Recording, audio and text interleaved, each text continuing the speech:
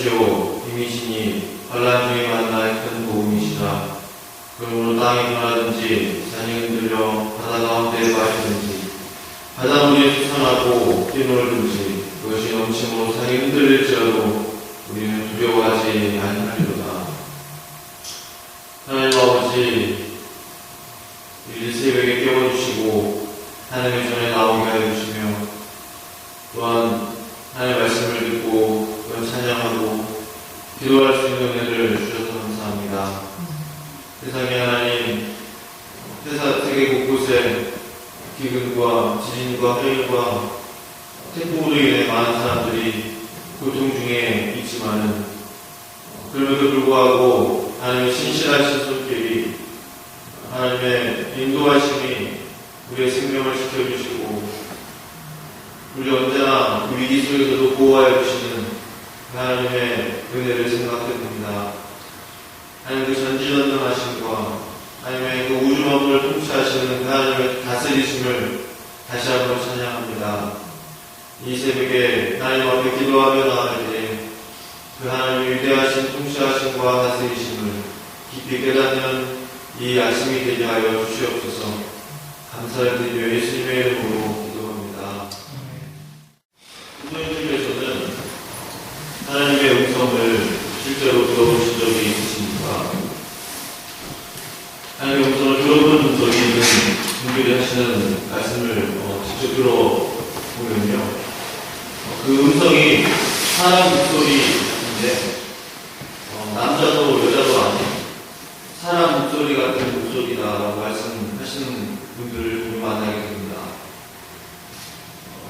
저는 실제로 들어본 적은 없지만 주변에 제일 가까운 분들, 부모님들이나 친구들의 이야기를 들어보면 그렇게 이야기하는 것을 듣게 됩니다. 또 어떤 분들의 이야기를 들어보면 큰 목소리나 혹은 가만히 있는데 하면서 깜짝 놀랄 만한 그런 목소리는 아니지만 지구를 흔든 것 같은 그런 권위가 있는 세미하면서도 분명한 소리, 하지만 그 안에 분명히 권위가 있는 음성이라고 이야기합니다. 크든 작든 세미하든 다정다감하든 그 목소리 안에 그분의 권위가 느껴졌다는 것입니다. 오늘 본문에서도 하나님의 음성에 대한 이야기가 등장하고 있습니다. 그러나 이 음성은 하나님이 이런 사람의 목소리 같은 음성이 아닌 또 다른 종류의 음성에 대한 말씀입니다. 그 음성은 바로 창조물들을 통해서 말씀하시는 그분만의 음성입니다. 사람들은 생각하기에 사람의 목소리 같은 음성만이 하나님이 말씀하실 수 있다라고 이야기합니다. 그러나 오늘 본문을 통해서 볼 수 있는 것은 하나님은 그 창조물들을 통해서 자신이 창조한 그런 자연들을 통해서 자신의 소리를 발하시는 것을 볼 수가 있는 것이죠. 본문 2절부터 말씀을 보시면요, 3절부터 보시면요, 그 소리를 천하에 펼치시며 번개불을 땅끝까지 이르기까지 그 후에 음성을 발하시며 그 위험찬 소리로 천둥을 치십니다. 하나님은 그 위험찬 소리를 가지고 천둥을 치신다라고 말씀하십니다. 그 소리로 천하에 펼치신다고 하십니다. 번개불을 땅에 내리시고 또 그 후에 음성을 발하신다고 말씀하십니다. 하나님은 분명 얼마든지 자신의 목소리로 하늘을 울릴 수 있는 그런 분이십니다.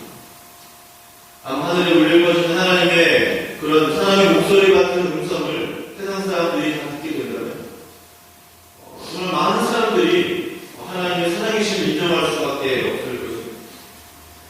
그런데 하나님은 자신의 사람과 같은 그런 목소리를 가지고 천둥을 울리시거나 사용하시는 것이 아니고 단지 자연의 그런 자연스러운 그 소리를 통해서 천둥이면 천둥, 비바람이면 비바람, 태풍이면 태풍과 같은 그러한 자연을 통해서 하나님 자신의 음성을 나타내고 계십니다. 당신의 그런 위험찬 소리를, 권위 있는 소리를 피조물 우리들에게 보여주고 계시는 것입니다. 하나님은 사람의 목소리를 통해서도 자신의 권위와 그 위험을 표현하시고 자연을 통해서도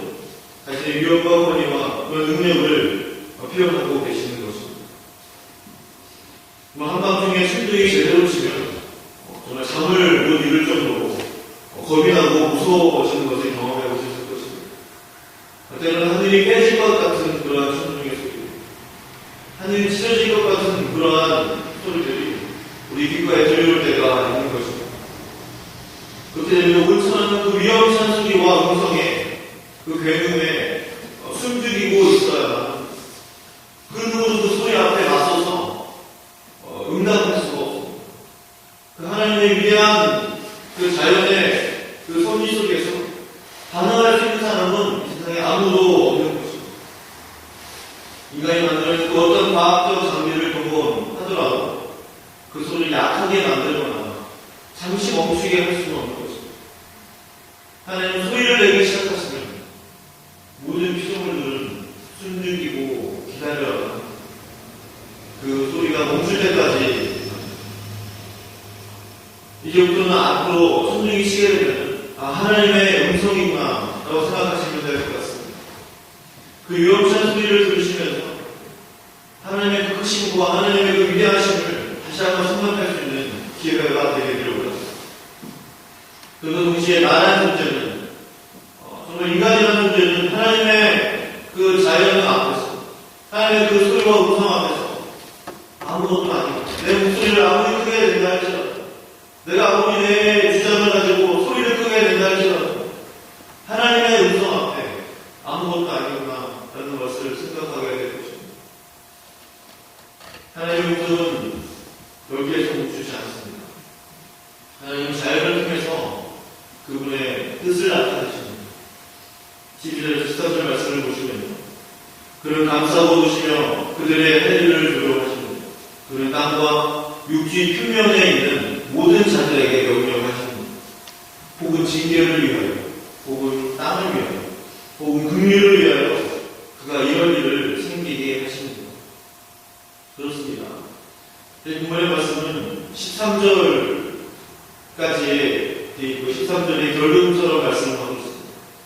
14절에서 다시 요비어 하면서 이 말씀을 깨달으라 하면서 또 다른 자신의 하나님에 대한 그런 설명을 하고 있는데 14절 말씀은 그렇습니다.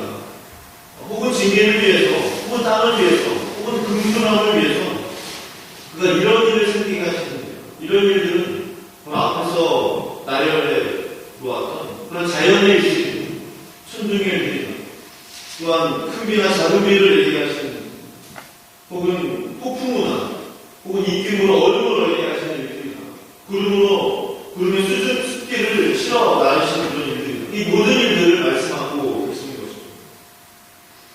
이 말씀의 의미는 정말 말씀 그대로 징계를 위해서 혹은 단순히 그 땅을 위해서 혹은 긍휼을 위해서 자연들을 사용하신다는 말씀입니다. 결국 분명 하나님은 쓰나미나 지진들의 자연 재해들을 통해서 심판하시는 그러한 하나님이십니다. 또 하나님께서는 긍휼함을 위해서 비가 없는 곳에는 비를 내려서 그 땅을 촉촉하게 하시겠습니다.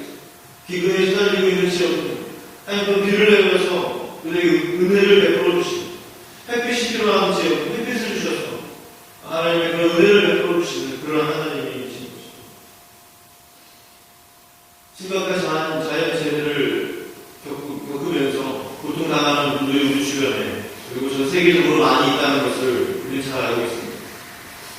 쓰나미나 지진 등이나 그런 허리케인들을 통해서 사랑하는 가족들을, 친구들을, 동료들을 잃은 수백, 수천 명의 사람들이 우리 주변에 많이 있습니다.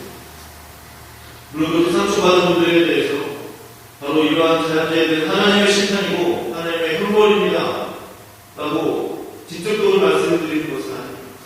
그러나 분명한 것은 말씀을 통해서 깨달을 수 있는 분명한 사실은 하나님의 자연재해를 통해서 자연을 통해서 이 땅을 심판하실 수 있는 그리고 심판하고 계시는 그러한 하나님이시라는 것입니다. 노아의 홍수는 분명 성경에 기록된 그리고 인류 역사에 실제로 일어났던 자연재해였습니다. 사실은 자연을 통한 하나님의 심판이셨습니다. 우리는 그 자연재해, 즉 하나님의 그 자연을 통한 심판을 가지고 무엇을 알 수가 있습니까? 그러한 자연을 통해서 인류를 심판할 수 있으신 그런 하나님이 있으신 것을 우리가 발견할 수 있는 것입니다. 하나님은 노아의 가족들과 또한 많은 짐승들을 제외하고 모든 사람들을 심판하셨습니다. 하나님 그때 이후로 이 땅을 자연을 통해서 심판하지 않으십니까? 그렇지 않죠. 하나님은 여전히 그분의 시간과 그분의 방법들을 가지고 이 땅을 통치하고 계시고 다스리고 계신다는 것입니다. 또 예레미야 14장에서도 유다 땅에 임한 감옥에 대한 하나님의 말씀이 있습니다. 14장 1절 말씀은 다음과 지급합니다. 감옥에 대하여 예레미야에게 임한 여호와의 말씀입니다. 유다가 슬퍼하며 성문에 무리가 피곤하여 땅 위에서 애통하니 예루살렘의 부르짖음이 위로 오르고 귀인들은 자기 사원들을 보내어 물을 얻으려 하였으나 그들이 우물에 가서도 물을 얻지 못하여 빈 그릇으로 돌아오니 부끄럽고 근심하여 그들의 머리를 가리며 땅에 비가 없어 지면이 갈라지니 닷가는 자가 부끄러워하여 그의 머리를 가렸으나 들의 암사슴은 새끼를 낳고 풀이 없으므로 내버리며 들나귀들은 무슨 산 위에 서서 승냥이 같이 흘러있어 풀이 없으므로 눈이 삐어집니다. 이 모든 기근과 어떤 이 가뭄의 원인이 이스라엘 백성들의 죄 때문이었다는 그 다음 성경들을 말씀하고 있습니다. 유다 땅에 일어난 이 가뭄은 진짜 이스라엘의 죄악으로 인해 일어난 하나님의 심판이었습니다. 어떻게 우리 이스라엘 역사는 자연을 통한 끊임없는 하나님의 심판의 역사였다라고 표현할 정도로 많은 자연재해를 통해서 고통받았습니다. 이스라엘이 범죄할 때마다 하나님은 적국을 통한 전쟁의 심판, 아니면 자연재해를 통한 그런 자연의 심판을 사용하셨다고 했습니다. 분명 하나님은 자연을 통해서 그분의 심판의 음성을 바라시는 분이시라는 것입니다.